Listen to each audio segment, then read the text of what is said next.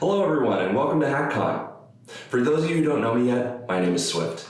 And I've been a member of this community since the second ever student hackathon.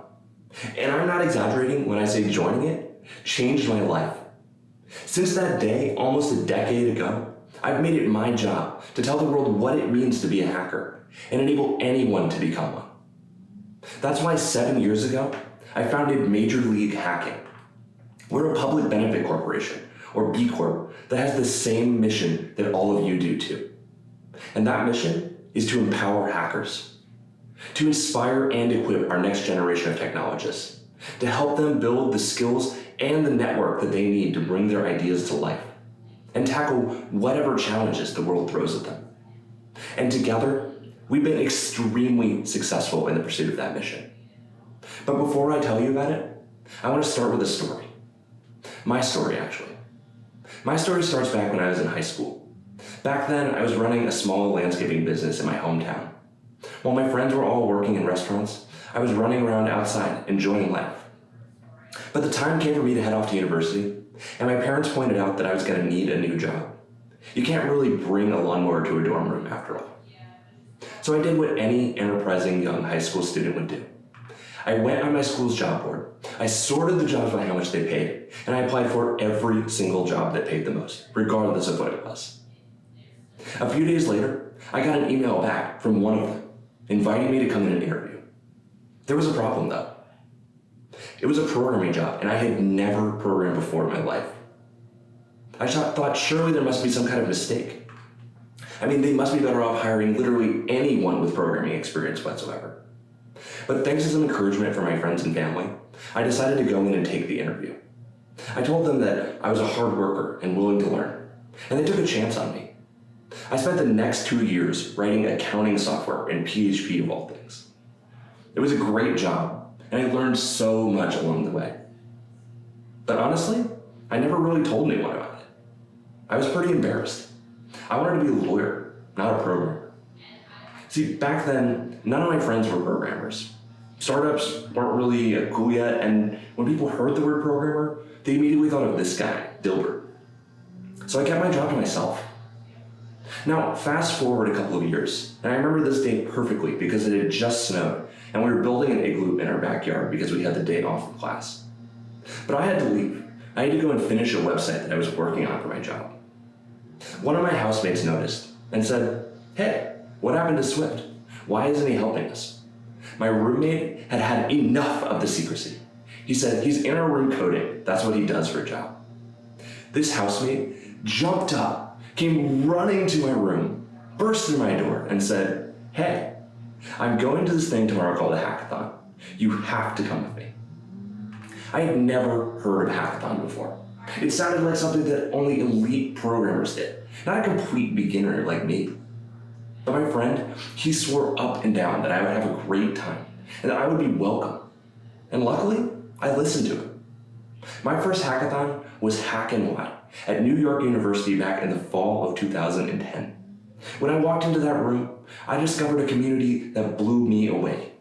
There were 100 other university students who had given up their weekend at party to stay up all night to bring crazy ideas to life and then show them off to a room full of complete strangers at the end. I'd never seen anything like it before. I spent the next 24 hours trying to combine Facebook and Dropbox APIs.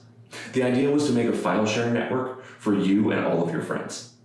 Now, funny story, I locked myself out of my own project accidentally at the end, and I couldn't even demo it. It was super embarrassing. But when I got home after that hackathon, I was so exhausted after being up all night, I completely crashed. And when I woke up, I looked myself in the mirror and I said, that was the best experience of my life. Forget being a lawyer. I want to be a hacker instead. The next day, I switched my major to computer science. I started going to every hackathon I could get my hands on. And for the first time in my life, I felt like I had found a community where I belonged. And I wanted to share that with everyone I knew. You see, back when I got my start as a student hacker, we were lucky to get one hackathon every few months. And if you wanted something to do in between those hackathons, good luck. Today, I'm proud to say that things have changed. Last year, the MLH organizer community collectively hosted more than 1,200 events with our support. Hackathons, workshops, meetups, conferences, you name it, you did it all. And that represents a 20% increase in the number of opportunities that hackers had to join our community from last year. But you didn't just plan all of those events for yourself, did you? No. Last year, 95,000 hackers attended your events. That's 95,000 people who came out to your events, whose lives you changed. People who could have been lawyers, but are probably hackers now. That's the most hackers that MLH has ever reached in a year, and you should be incredibly proud of yourselves. But we didn't just empower more hackers than ever, we empowered more diverse hackers than ever too. Last season, almost 40% of hackers identified as female or non-binary. That's up 18% year over year from 2019, and significantly better than computer science enrollment, which is almost 80% male in the US, and often worse than that globally. That change didn't happen overnight though. I still remember the first time we started a community dialogue around improving gender diversity at all of our events. It was clear that we needed to do something. The question was what? I'm proud to say that this change is the result of a lot of hard work from community leaders just like you. And today, I want to introduce you to a couple of them. The first person I want you to meet is Leah. Leah was the only female attendee at her school's local hack day back in 2014. And when she went off to university and she told people that she wanted to be a quantum computer scientist, they used to give her funny looks. But luckily, none of that deterred Leah. Instead, she started teaching workshops to middle and high school girls. She hoped to make them feel welcome where she had. And that's where she met our next hero, Serena. As a non-CS major who wanted to learn to code, Serena felt that her options were limited. The resources out there weren't exactly beginner-friendly, and they were riddled with underlying sexism. She had heard of hackathons before, but never felt welcome at one. When she met Leah, and they decided to team up and try to change it. Together, Leah and Serena created Women Hacks, a hackathon focused on making a welcoming space for female and non-gender conforming students. Together, they brought out nearly 200 aspiring technologists. And they did everything in their power to show them what a more inclusive tech world could look like. And their work paid off. Leah said it was the first time she and many of the attendees had ever heard a female software engineer share her story. Direct outreach, a focus on creating welcoming spaces, and elevating their community to positions of leadership helped change the perceptions of the Women Hacks attendees. But they weren't alone in pursuing those strategies. Last season, MLH partnered with 16 hackathons focused on empowering underrepresented technologists. On top of that, gender diversity was a major point of focus for almost every single organizing team in our community. And together, we all made a difference. And now gender parity is in sight. We cannot stop. But gender, it isn't the only diversity that matters. In other areas, the MLH community was not as successful as we could or should have been. Take racial and ethnic diversity, for example. Last year, only 4% of our community identified as Black or African, and 7% identified as Latino. While those numbers are in line with US computer science enrollment, it's even more problematic when you consider the fact that MLH is a truly global community, with a presence in countries where people of color are the majority. Now, this is a multi-layered issue with tons of systemic causes. But as we've seen what changes in our community has made towards gender equity, a united, self-reflective effort can make an impact. Especially with movements like Black Lives Matter in the global spotlight right now, we have the opportunity and the momentum. We need to start a dialogue. And Major League Hacking is committed to being an anti-racist organization and to educating and inspiring our community leaders to ensure that their events and communities are too. We're working hard to assemble a kit of resources that we can share with the community to help them address racial bias that's endemic to hackathons. Everything from who's allowed to attend them to what happens during the events. We're also always on the lookout for ways to elevate diverse leaders in our community. Storytelling is a major medium we use for that at Major League Hacking. That's why earlier this year we announced a new initiative called the MLH Top 50. Our hope was that by highlighting some of the most diverse and inspiring stories from last year, we could inspire future hackers and organizers too, Now, I'm proud to say that more than 50% of the top 50 identified as women or people of color. And our hope is that this group continues to be even more diverse in the future. We'll be opening up nominations for the class of 2021 this fall, and I hope to see many of you here today on that list. Now, making our community more diverse isn't the only challenge we're facing this year. Now, usually at Hackcon, I get to get up here and tell you how things are bigger and better, but still fundamentally the same. But the truth is, today, things couldn't be more different. Thanks to COVID-19, almost everything has changed. And I want to spend the rest of this talk focused on that. Specifically, I want to talk about how COVID has changed things for our community and what we at MLH are doing to support you through these uncertain times. For starters, we need to rethink how we engage our communities in the first place. It may come as a surprise to some of you, but our community has historically been one of the largest in-person developer communities in the world. Going into the fall, more than 70% of our hackers are unsure that they'll attend an in-person event within the next year. And frankly, in areas where there's still community transition, we wouldn't encourage anyone to attend an in-person event regardless of how they feel. And on top of that, thousands of campuses are closing, going remote, and prohibiting public gatherings in the first place. So the possibility of in-person events this fall, or really this year, is slim at best. So the next best thing we can do is take our communities online. But that has its own challenges.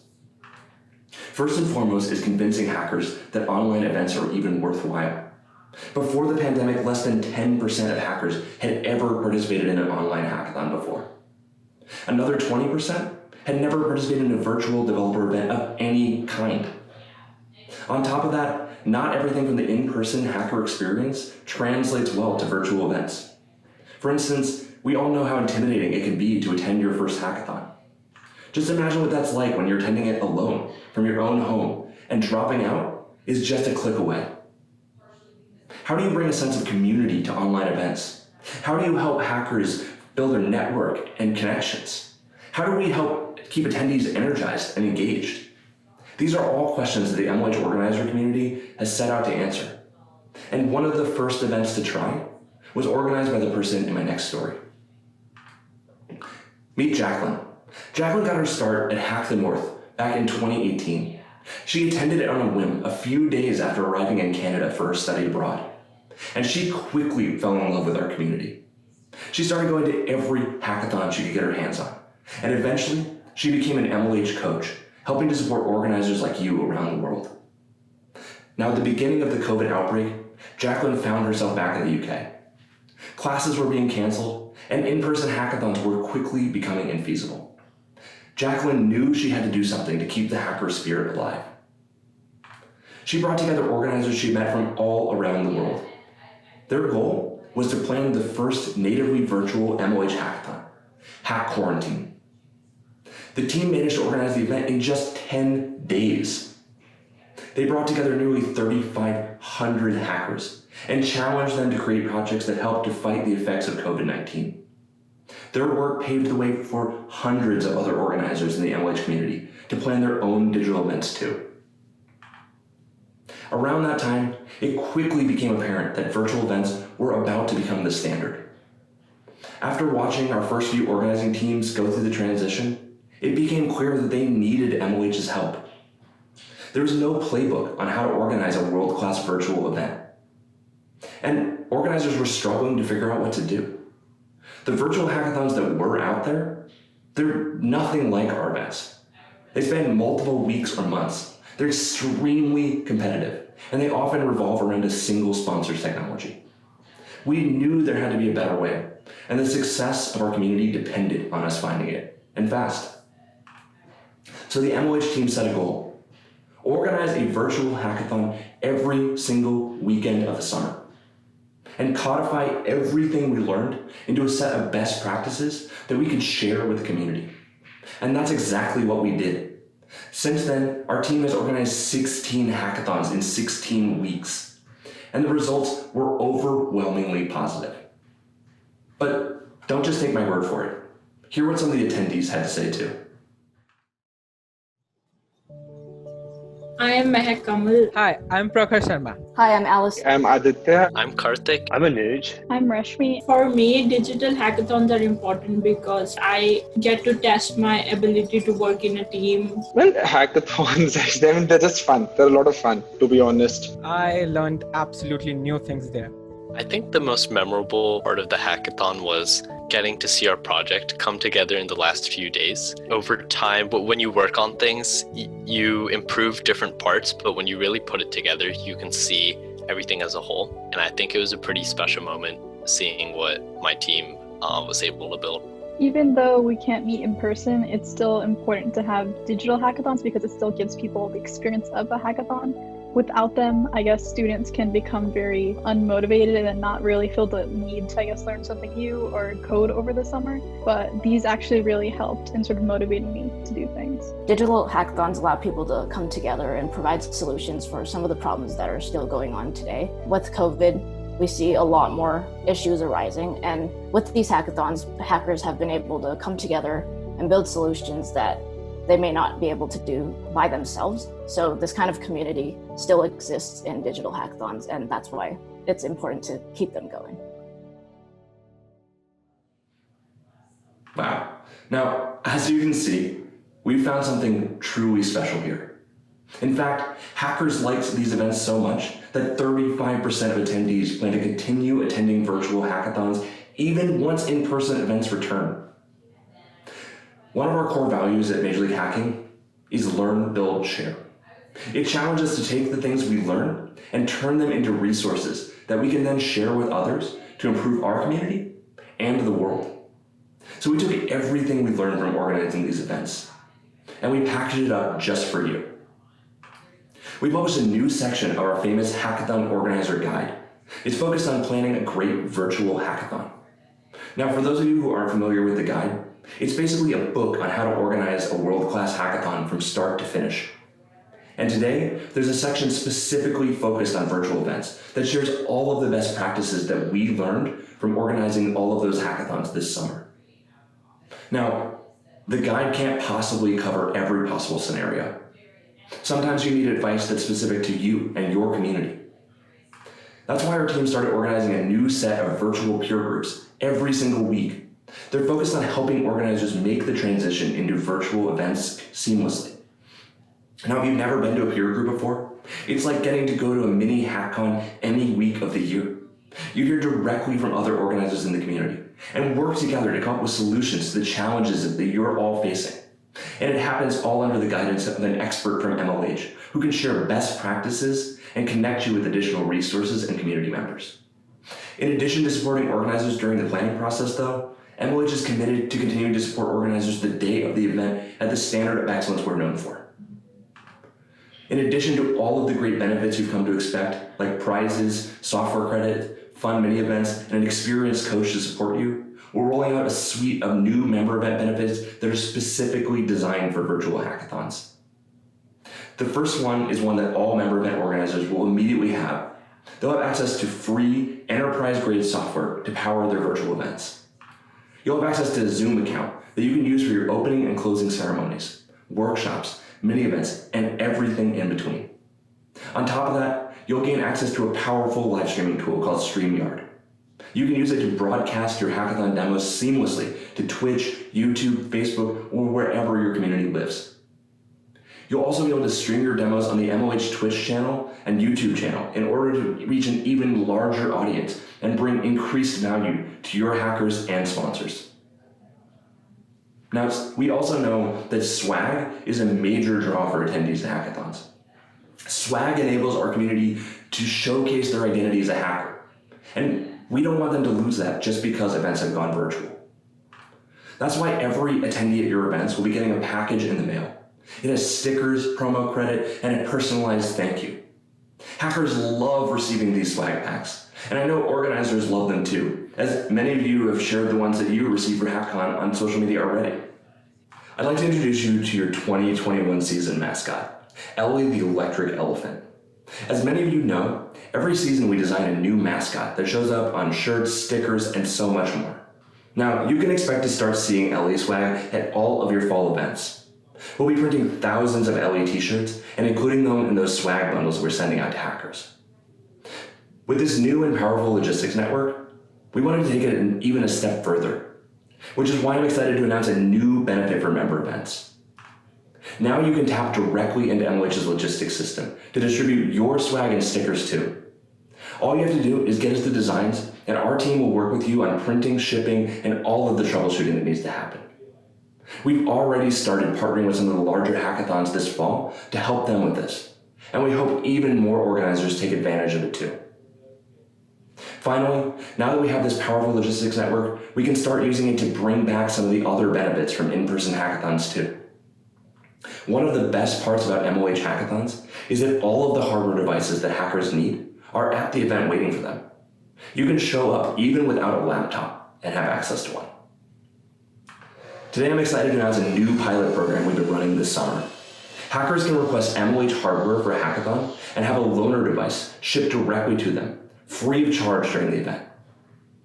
We've already been doing this with Amazon Alexa in the United States, and we plan to expand this program to additional devices and regions this fall.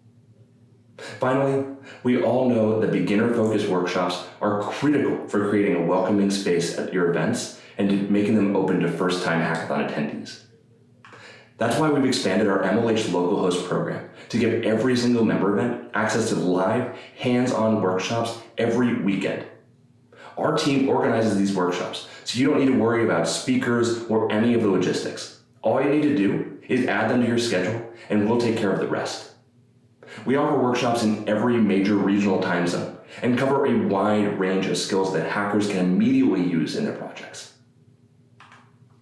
Between the organizer guide, increased peer groups, and all of the new member event benefits, we think you'll have a strong foundation to start planning your new virtual events from. There's still a lot to learn though, and the MLH team will continue to create resources and launch new benefits that support all of you during this transition. Now, COVID hasn't just changed how we engage our communities though. It's also shifted and eliminated the boundaries that defined our communities in the first place.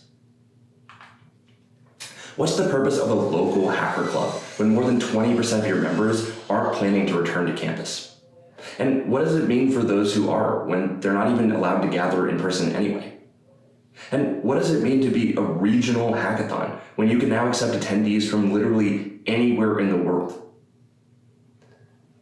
When hackers have 10 online hackathons to choose from, how do we differentiate ourselves? These are big questions, and I believe that communities will become even more fluid than they ever have been before. And if we want to preserve and protect our communities, we need to focus on the fundamentals. I've always said that the strongest communities gather regularly. That's because communities are about creating spaces where the members feel like they belong. The more often you gather, the more connections you make, and the stronger the community becomes. Now, we've seen this play out over and over again in person. Take Nigel Brown, for example. Nigel saw that access was a huge problem for many of his classmates. It was so taxing for students to keep up with their coursework while applying and traveling off to all these hackathons all over the world. There wasn't really a shared sense of community locally. So with the help of a few of his friends, Nigel started a club at their school and got to work planning events. They planned a local hack day, brought in speakers from their network, and ran tech meetups. And as a result, Nigel's community grew strong. He was able to share his experience at Hackcon and became a GitHub campus expert, helping to build global communities even further. The network he was able to build through MLH ultimately helped him land a job at IBM, where he supports communities to this day. But what would have happened to Nigel's community if he had started during the pandemic? Frankly, one of the biggest risks of COVID is that our communities fragment because they're physically spread across the globe and unable to gather. If we want to prevent that, we need to create regular virtual meeting places and inspire a collective sense of identity. Luckily, MLH has a few things in store to help you with that this season. First off, in addition to all the MLH local host workshops that you'll have access to at your hackathons, we've also committed to organizing events during the week for clubs to attend to. We're hosting more than 10 workshops per week now, and they take place in every major regional time zone. You can use these as your regular club activities without all the hassle of lining up speakers or dealing with logistics. And when you are ready to organize your own events, we've made that even easier than ever. Meet Organizer HQ, the software platform that MLH built to help organizers plan more than 2,000 events so far. It streamlines the planning process by guiding you through it step by step and making it easy to request help from MLH whenever you need it. Once your event is approved, it turns into a powerful event planning tool that you can use to manage attendees, event resources, and even the public website for the event. Every event comes with one of these pages, no coding required. It's all customizable, and you can even ask attendees custom questions at registration and manage and export it all from your dashboard. If you do want to roll your own front end, there's an API that you can use to manage all of this too. Now, we aren't the only ones excited about Organizer HQ. Today, I'm excited to announce a brand new partnership that will help inspire your communities to contribute to open source.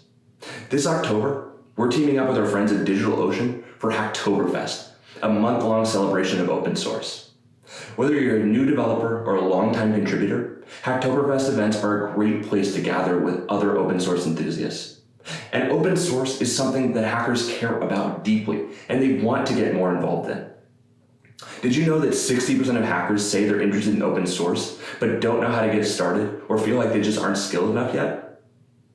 All of these virtual meetups will be a great place for hackers to come to actually get started contributing. And it's all being powered by MLH on Organizer HQ. We'll make it easy for community leaders around the world to introduce their hackers to open source. And we hope to see many of you using Hacktoberfest as one of the gathering points for your community this fall.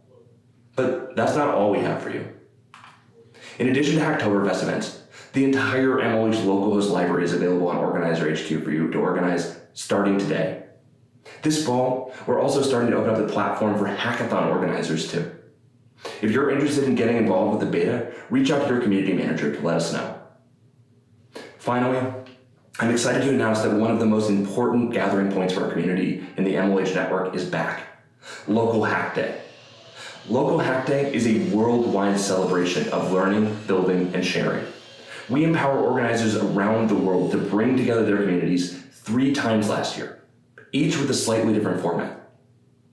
In the fall, there's Local Hack Day Learn, a day-long conference designed to teach hackers new technical skills. In the winter, there's Local Hack Day Build, a 12-hour hackathon where hackers put those skills into practice. And in the spring, Local Hack Day Share, a demo day and finish-up-a-thon designed to help hackers polish up the things they've been working on all year for their portfolios.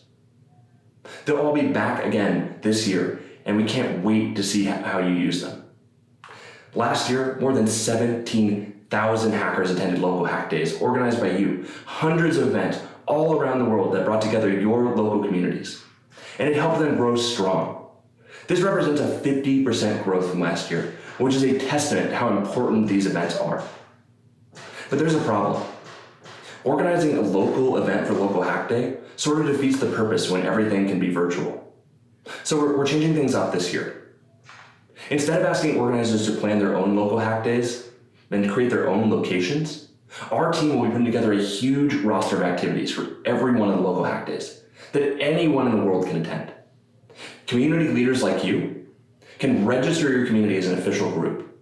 And as your hackers attend and participate in Local Hack Day activities, they'll earn points on a global public leaderboard.